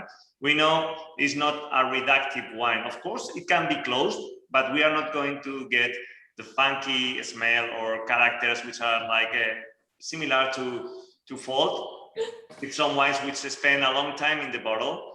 I like to, to experience the evolution of this wine. It's one of the beautiful things about Reservas and Gran Reservas. And I will recommend you, if you not drink the whole bottle, which is a challenge, it's Friday night. So it's one of the things that we look forward to. But if you have, and you left over some wine in the bottle for the next day, keep it in mind and taste it tomorrow in the Reserva and the Gran Reserva, because you will see the evolution. And it's something that I don't recommend, not because it's bad for the wine, decanting the wine, this Reserva or the Gran Reserva, but you kind of accelerate everything and you lose a lot of things along the way. Of course, if you go to a restaurant and you don't only have 1 hour and a half to enjoy the wine, maybe it's a good option. But if you feel comfortable at home, you have no hurries, for me, it's perfect to just open the bottle and let it, open and enjoy it. But I agree with Ryan, Antonio. Sometimes you don't have the time in a restaurant to. No, of course. So, that's what I was saying. Yeah. And then you just really start enjoying the wine at the end. Yeah. So maybe the decanting it will help it get some air and open up. That's why we drink 2 bottles at dinner when we're in Ireland. Not only 1 bottle. Sorry, can you repeat? That's why in Ireland we always drink 2 bottles at dinner. Not only okay. Evolution. This is. Can I? Hello. Hello. How are you? Hello, Will. How are you? Hi. Just wanted to say thank you for introducing me to the Valdemar winery. It's a lovely range of wines, and I'm absolutely happy to compare them to any other Spanish Rioja. We were very fortunate tonight that we shared with great friends who provided a mini version of every meal that you suggested we have with each wine. And On the screen, Peter. sorry, yeah, hi. We do expect tasting notes on a write-up for all of this afterwards. Sorry? We expect a write-up on each of the recipes. And No, sorry. The recipe was advised by Valdemar, but my friend Peter did a mini version of each so that we could actually taste, take advantage of the food and the wine, and it was absolutely brilliant. And you know, you can do this every week if you like. But the other thing I would like to just pay homage to Valdemar, for a range of wine, they were absolutely wonderful. You know, absolutely. Thank you. Really good. Now, and the other thing was the controversy of the screw cap versus the cork. To me, the screw cap is for a wine that you will enjoy now. You know, you buy it, and you just drink it, and that's it. The French tend to go down the road of putting in a cork because they feel that their wines will increase in quality as the years go by. Yeah. So it's a slightly different market. But to me, at my age, I don't buy green bananas. So the screw cap is just great. So just thanks, Will, for great company, great wine, everything. Thank you very much. Thanks, Shay. Thanks, Yeah. May I please come in? I am Shay's wife, and I only drink white wine. And I must say the white wine we started with tonight was fantastic. Really good. Thank you very much. That's a really great compliment. From my daily wine from here on in. Thank you very much. Thanks, folks. Thanks for coming in. Thank you. Okay, so people, let's there are no more questions. Let's move to the next one, which is the Gran Reserva. We still have another one to go too. So we are 1 hour ahead in Spain, and there is something here called, how do you call, curfew, or what's okay, so let's go through the Gran Reserva. It's which is the jewel in the crown. It's like a Reserva, but going beyond. And here we are talking about silkiness, smoothness, elegance, wine, which is, you know, the first impression is the wine is going to be light, but then the finish is very long and very nicely balanced. Okay, and the main difference between Reserva and Gran Reserva, again, is Gran Reserva is, they may be similar now in style, but Gran Reserva is going to age for decades. Yeah. While Reserva is for drinking more recently, and also the production of Gran Reserva is obviously much smaller, and it's only made in excellent years. Okay, so if we spoke earlier on about Crianza, and we make Crianza 700,000 bottles, Reserva we only make like 150,000, and Gran Reserva we only make 70,000 the years we make it. Okay, so that's as Antonio explained, is the pyramid, how it goes. Okay, and now Antonio will explain. Well, in this case, Roberto has explained. I'm not going to be very detailed about the the different aspects of the tasting and the the aromas. I'm going to talk about what is Gran Reserva for us. It's a challenge, and it's like a really big, responsibility to get to the expectations in this wine every year. So we took we take very seriously this wine. Here, the selection of the vineyards, it's mostly, I would say, everything located inside of Rioja Alavesa, where the winery is based.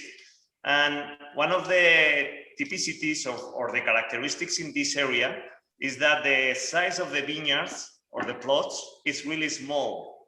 I mean, if you compare to another areas in Rioja, the size, it's about, maybe the average would be 0.4 hectares, 0.5 hectares. So, like 1 acre. Huh? Yeah, something like that, 1 acre, okay? And you have a really big variability or difference between these vineyards, because the orography here of the terrain is quite with a lot of slopes. So that means different depth of the soil, exposition, so different characteristics of every plot, of every vineyard, right? So the fact is that when you go sampling, when you go walking into the vineyard, well, one of the most beautiful images you can have of this area, it's in autumn, of course, and it's this impressionist paintings with a lot of different color, the leaves changing, and you can see the different blocks. It's like a puzzle of different small pieces. So it's really, it's a challenge in the sense that every plot, every vineyard has its own hallmark, and that's what we look for in this wine. We are not looking for really big, structured, fruity wines. We are looking for a balance between the main component of this wine, which is structure, of course, acidity, but at the same time, it's a sense of place. The quality of the fruit in this Rioja Alavesa vineyards is unique for us. So only to make this 75,000 bottles, it's an effort which you can equal to the crianza, making 700,000. The focus for us is the vineyard. It's the only key to make this wine. That's why we, for example, 2013 or 14, we haven't made any bottle. Coming back to the vintage 2011, in this case, it was an excellent rated vintage for Rioja, as well it was 2010. To my impression, it was a little bit riper in the sense of the fruit and the volume of the wines. 2010 was a little bit more fresh and more vertical in the tasting. And if we go to the aging in this wine, we spent 3 years, 36 months inside of the barrels. Here, the composition of the barrels, it's practically, it's a 50% French oak, 50% Americano. The grapes that compound this wine, mostly is Tempranillo again, 85% of Tempranillo, 10% of Graciano, and 5% of Grenache. If you have noticed in the Tempranillo Gran Reserva, I mean in the Gran Reserva and in the Reserva, there's an important percentage of this Graciano or Mazuelo in other years. Why? Because as I was explaining you before, it's a grape that is going to give us a skeleton and nerve tension, acidity to go through this aging and keep it alive and fresh. After these 36 years, we're talking about months. Oh, sorry. Well, it's my age, more than my age. After 36 months inside of the barrel, it's been 6 years in the bottle right now. And Roberto was explaining, this is the key to Rioja elite wines. I mean, this is wine intended to go for decades. In fact, we have in our, in the book, in our cellar, we keep vintages from, the old years, from the 60s, 70s, even older. And these wines are not forever, but almost forever. They are beautiful. It's not about the freshness. Of course, it has not the fruit character, but it has a complexity that you cannot find in another wines here in the area. I mean, it's all about the character of the Atlantic woods or character of balsamic tones, eucalyptus. It's really fresh in the nose. Gives you the sense of the wood, but not the typical sweet spice that you can get with an American oak. It's more elegant. It's more intense in the feeling. Yeah, it's velvety, it's silky. It's a wine that's so round that you drink and you think it's going to fade, but it remains it's got grip in your tongue, and you feel the acidity at the front, you feel the tannins on the sides. It's tasty at the same time, it's rich. It's a very careful, it's a very delicate balance. In fact, of course, it's a gastronomic wine. You have to be very careful, not with spicy or very intense sauce dishes. But for me, like, it's the perfect wine for after meal. You know, like you get a cognac, or you get a bourbon, whiskey, whatever. Sorry about the bourbon, whiskey, Irish whiskey, always. But for me, this is the wine for this moment. Open the bottle, be with the family, with the friends, and let it rest. And for 2 hours. Not 2 hours. In 1 hour, you're going to drink it. But I mean, it's going to be a wine to enjoy because it's beautiful how it evolves, how it changes. Is the idea of this wine. We find for quality, for value, this is out there. Like if we were to go into a restaurant and spend what we spent on this, we would get a house wine or less. And for this, it has so much story and so much complexity and length, and just fantastic wine. Thank you very much. Do you see, Antonio, the window for drinking this is now, or do you see it evolve? Like where's the peak? In 1 or 2 more years, or perfect now? No. It's for me right now. It's perfect for drinking, but in the evolution of the Reserva, as Roberto was explaining to me, it's in the perfect moment, and it's going to last. I was saying for a decade, for example. But for this wine, I have the feeling with the structure, the acidity, the tension that it has. You can spend 15, 20 years, 25 years with this wine. It's going to evolve. It's going to change. Of course, the color is not going to be that intense. You may have some precipitation of color inside of the bottle, but the complexity is going to be there, and it's going to be still firm and fresh, which is what we look for in these wines. I'm not worried about this wine because I know we have the experience that lasts for more than 1 decade. Yeah, and also each Gran Reserva, each producer works in a different way. There are some minimum standards. Gran Reserva means that the wine has to be aged for 2 years in oak and 3 years in the bottle. So each producer is free to use better grapes or to use better oak or newer or older oak. But if you do it the right way and you make these wines only in excellent vintages, this is a wine we can taste. It was an excellent year, so we can compare it with the 2001 or 2004, which were excellent years. Yep. And those wines are drinking beautifully. But you have to make them the good years. If we would have made the Gran Reserva from 2013, the wine would have not lasted that long. So, but if you get things right, the wine is going. Normally, when they are between, in my opinion, between 15 and 20 years, for me, that's the best. Yeah. The best moment after the vintage. Huh? So guys, just 1 or 2 quick questions, and then we'll jump on to the last one. I know you guys are hitting curfew, and we're already over, and some people may say it's okay. Lovely food. No, for you guys more so. But a couple of quick questions, just while everyone pours maybe the last blockbuster wine. But Kieran wanted to know if you give any of your barrels, your wine barrels, when they're used, if you send them to distilleries, and if whiskey distilleries take your barrels for aging whiskey in, or do you do any of that, or what do you do with your older barrels when you've used them?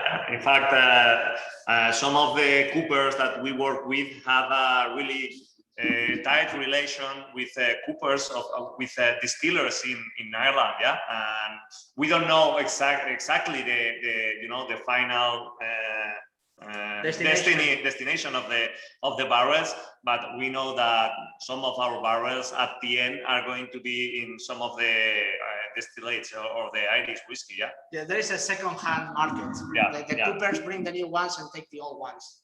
So Okay. whatever they do, Yeah. it's You have to consider that the average of these old barrels coming out from the winery for this wine, it's going to be around 6 years, 5 years. So you still can use it really, really, really good. Not for this wine, for the Gran Reserva, for the Reserva, but you can always mature a really good whiskey for this. Okay. Yeah. And another quick one, Alwyn wondering, in a good year, how many bottles of wine would you produce from 1 hectare of land? Or could you say? From 1 hectare. Of this Gran Reserva. Well, maybe even say Crianda, because it's your widest selling one.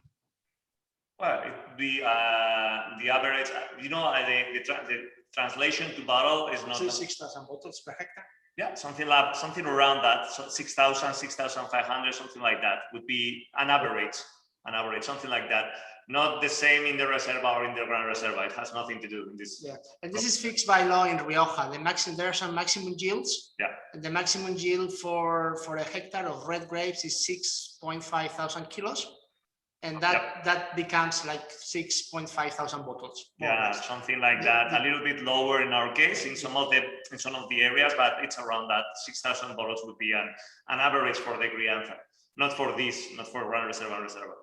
Okay, thank you. Okay. So just before we go into the last wine, guys, as you two know, the last wine is your limited edition. Is it 5,600 bottles only? So just before you take us through it, it was brought in for the tasting here, the quantity that we got in, and we only have a small, so everyone got a bottle of it, but there's only a tiny amount of it left. There's 48 bottles or thereabouts of it left. I've already had a couple of people email and message in just looking for some of those tonight. But what we decided just before we came on, there is a discount code we put up, and it's on the site tonight of any of the wines, and it's purely just so you can drink more of these. They're virtually cost price, but we've put 30. The discount isn't on the site for this last wine, because we're going to double the discount and make it 30% off on this last wine, because we would like those 48 bottles to go to the people here tonight and on this call. So if anyone is interested in those, don't buy them online. We'll talk separately. You can email in, and they'll most definitely be on an allocation basis. So just to say that before we taste it, to email in, and let's do it. Let's do it.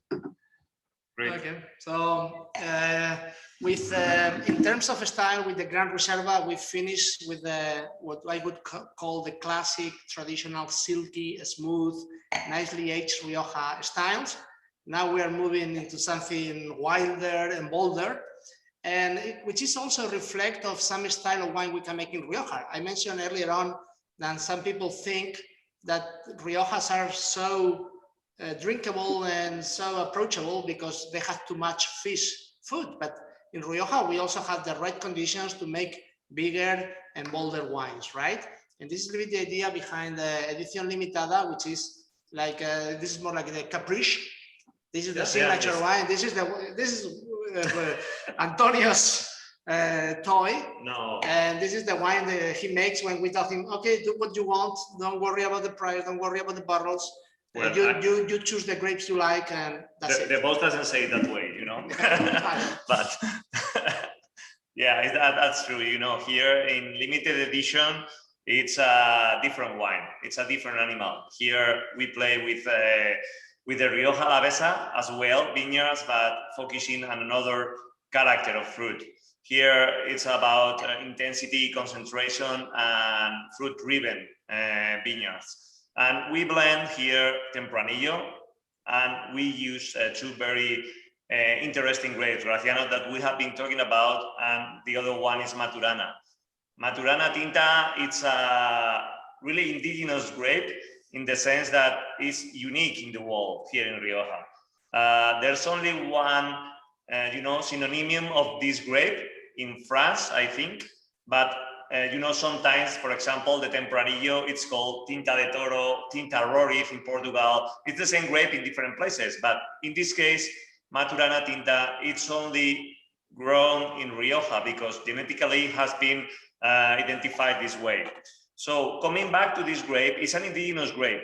and it was about to disappear in the late 90s because it's a really tough grape to grow. I mean, it's really delicate. It has a low yield. So being really frank, it's a pain in the ass for the viticulture. That's true.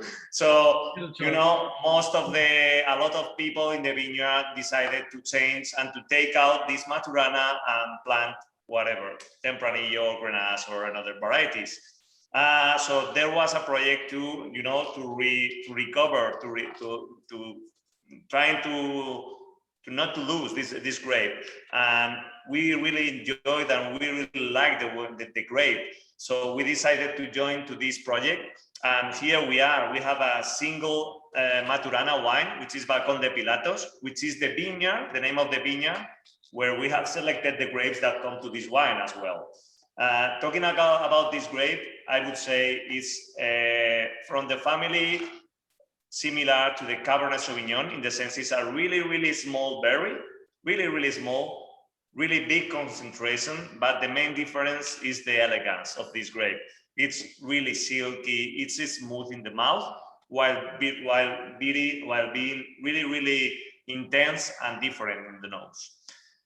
So when we make this wine, the point of maturity we choose for these grapes usually is a little bit higher that if we compare to the Gran Reserva. We tend to prefer to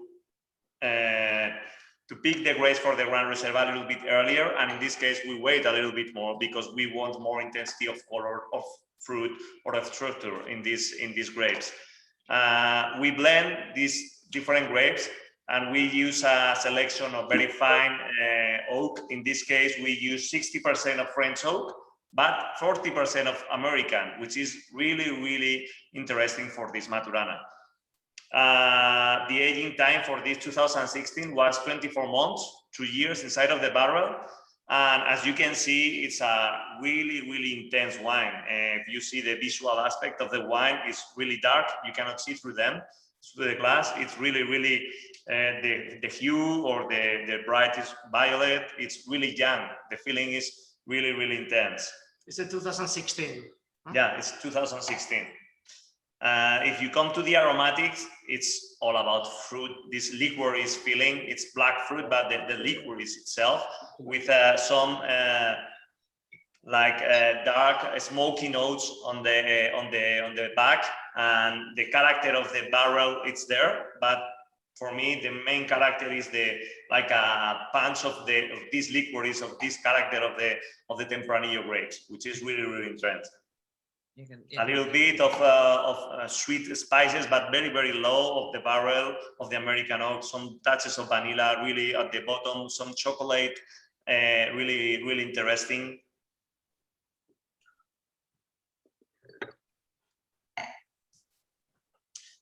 It's 14%, so it's not massively alcoholic. We have here in Rioja also, I mean, the right conditions for good ripeness of the grapes. And I mean, the average altitude is 400, 500 meters. So we also have cooler nights and cooler seasons. And I think that gives a wine that is rich, it's bold, but still is elegant. Nothing dominates. Yeah. You make this wine every few years or every year? Yeah, exactly. Every few years. It's not a wine that we can make every year. For example, the quality of the Tempranillo or the Maturana for this wine is not every year that we get to this standard of quality. Because if you have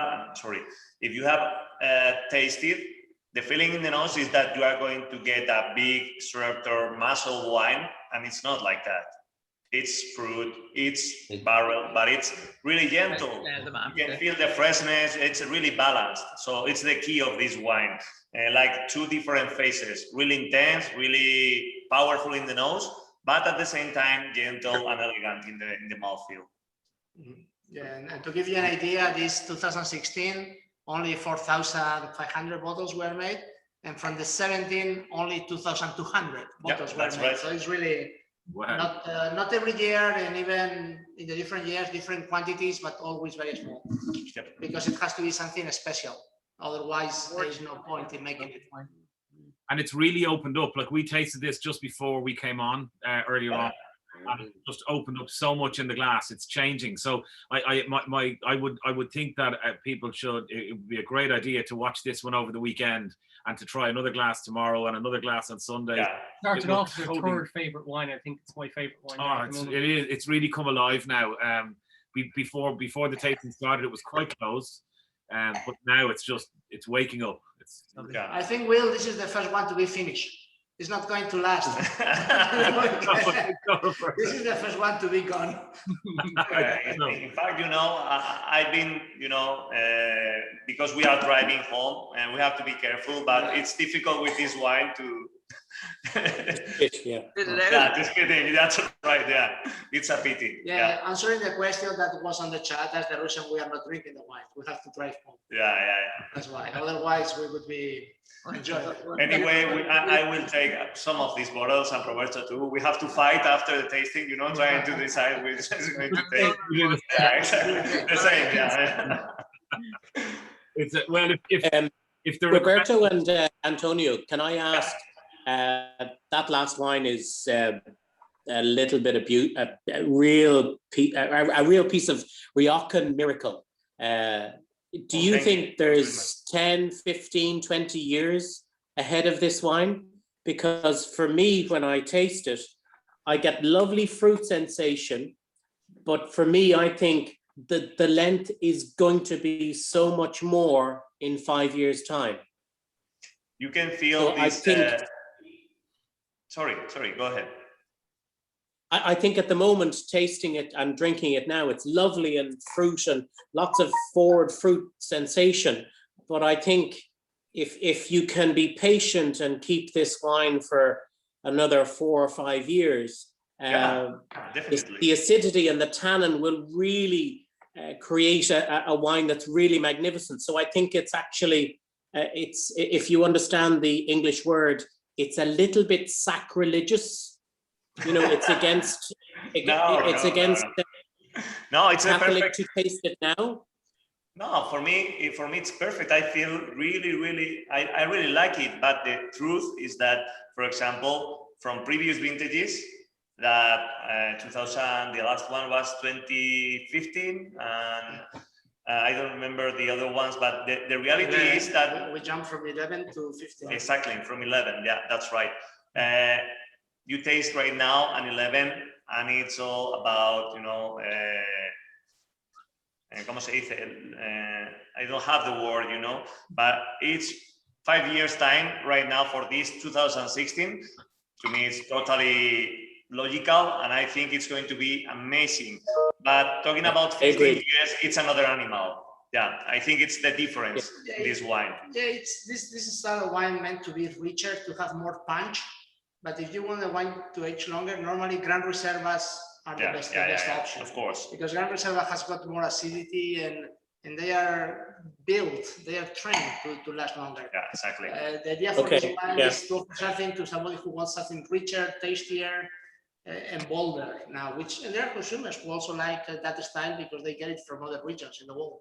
And Rioja can also make this style of wine. We have the stand, and we have the right grapes. 5-10 years makes sense to me, and I think it's probably, as you were explaining, it's going to be awesome. But thinking about 15-20 years, I think is not the idea of this wine, or not intended for that long term. I will be surprised. Okay, I'm honest with you. Okay. Right. Okay. Well, guys, that was. Thank you very much. So it's about drinking bottle after bottle, really quick. Guys, if I thanks for that. It was really remarkable. I'm gonna get shot if I don't say happy birthday to Fiona and to Niall. Fiona's 60 today, and Niall is 30, and in true lockdown fashion, more and more people seem to be celebrating their birthdays on these wine tastings, and we couldn't be happier because it's great to have you. It's great to have families and friends who are doing the tastings together. It's a real joy, actually, because I know that the Zooms will go on long into the night as everyone finishes the bottles of wine. So long may that last, and long may that happen. I think we've got to let the guys go, because again we could do questions and answers, I would imagine, for another half an hour, but with curfew in Spain and it being an hour further on, we do probably need to let the guys go. I can't thank you enough, Antonio and Roberto. It's whatever about all of you guys and what you all think. I had a fabulous evening. I really enjoyed it. But these tastings can't happen without you guys as well. They'll only happen as long as you are all interested in them and get behind them and support them. So thanks for that. We've only 2 more before we look to maybe wrap up for the summer. And we have Fergal Tynan, an Irish winemaker, coming on the 14th of May, on Friday the 14th of May. He's living in Edinburgh, making wine in Australia and making single vineyard wines that are really remarkable. So we're excited about that one. And we've another one maybe before we wrap up, but yet to be announced and to be confirmed. So then we'll hopefully bring them back in September. And if the winter nights are dark and long again next year, please God, the restaurants will all be open. But I still think there might be an appetite for these type of evenings with Antonio and Roberto. So guys, for you, I'd say a big round of applause. Thank you, Antonio and Roberto. Thank you very much for joining. Thanks, Roberto. Thanks, Antonio. Thanks really wonderful. Pleasure. And wonderful. We see each other soon again. Yeah, hopefully really soon. And we'll see you in Rioja. We'll do that trip and we'll let everyone know about it. And we will at some point do that trip, and we'll be having a glass of wine with you at the other side of the table. So you're most welcome here, everybody. Okay. Cheers to everyone. Thank you very much. Thank you. Thank you. Hello, Thanks a lot. Will. Thank you. Hello, Will. Thank you very much. Hello, Hello. Will. Hello, Will. Hi, Jay. Cheers. Hello, Will. Jay, how are you? Thank you. Hello, Will. Jay, hello. Thank you, Mary. Hello, Will. Hi, Jay. Hello, Will. Hi, Jay. Hello, Will. Will. Comment in. Will, can you hear me? We can hear you, Shay. Right. One idea that you might appreciate is that every time somebody buys some wine from you, they get a ticket, and the ticket goes into a draw, and the draw is that you would accompany them to Valdemar free of charge. See, this man's been thinking about alcohol, and I like it. Okay, Jay, have a day today. You have me on the spot in front of 99 people. No, listen to me now. You can set the rules. You can set the rules, and you can set the conditions. But whatever it is, there are loads of people who might want to go to Valdemar. Yeah, exactly. Okay. Just did set the rules, Shay, and that's okay. So congratulations on a lovely evening and a wonderful presentation. Yeah, here. Cheers. Thanks, guys. Well done. That's it, shit. Yeah, that's it. Good man, Jay. Yeah. Happy birthday to Fiona, who's 60. Let's see. And happy birthday, of course. Yeah. Oh, Happy birthday. Up tip. Happy birthday, everybody. Jerry, I never got to you, Jerry, about your favourite wine of the night over in Portmarnock, so apologies about that. Up Bannock. Up tip, O'Reilly. Up tip. Up tip. There's more to that up tip piece, but we'll leave it. We need to start at 6:30 instead. Hey, Will. Will. Never get down. Hey, Will.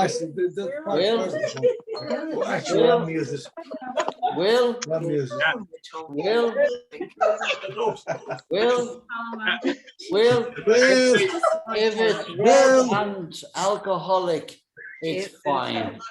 Right?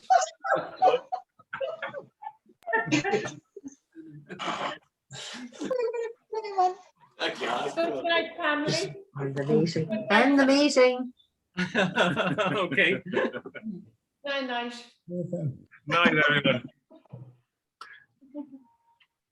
See you. Thanks, guys. Good night. Bye, Trey. Great tasting. It was nice to meet everyone. Cheers. Lovely Yeah. wine.